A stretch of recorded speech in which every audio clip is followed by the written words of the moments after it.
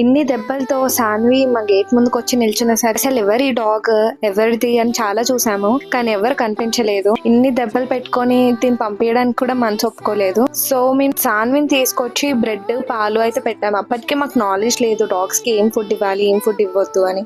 పెట్టి ఎన్నో NGOs కి కాల్ చేసి ట్రై చేసాం, కానీ ఎవరి దగ్గర నుంచి ఒక్క రెస్పాన్స్ కూడా మాకు రాలేదు. మా కాలనీ వాట్సాప్ గ్రూప్స్ లో ఇంకా చాలా మందికి సాన్వి ఫొటోస్ తీసి ఫార్వర్డ్ చేసి ఈ డాగ్ ఎవరిది లేదా ఏమైనా డీటెయిల్స్ దొరుకుతాయేమో అని ట్రై చేసాం, బట్ ఎవ్వరు కూడా రెస్పాండ్ అవ్వలేదు. ఫైనల్లీ ఒక NGO వాళ్ళైతే కాల్ లిఫ్ట్ చేశారు, డాగ్ ని ట్రీట్మెంట్ చేసి తీసుకెళ్లడానికి వస్తామని. ఫైనలీ అందరూ చాలా హ్యాపీగా ఉన్నారు. బట్ నాకు మాత్రం back side of the heart ఒక బాధ. సాన్విని నేనే పెంచుకుందాం అనుకున్నా, కానీ అప్పటికి నేను వర్క్ ఫ్రమ్ ఆఫీస్ చేసేది. ఈ ట్రావెలింగ్ లోనే నా టైం అంతా అయిపోయేది. తనకి ఎక్కడ టైం ఇవ్వలేకపోతానేమో, అట్లీస్ట్ తనకు ఒక మంచి షెల్టర్ దొరుకుతుందని హ్యాపీ ఫీల్ అయ్యాను. తర్వాత ఏం జరిగిందో నెక్స్ట్ పార్ట్ లో చూడండి.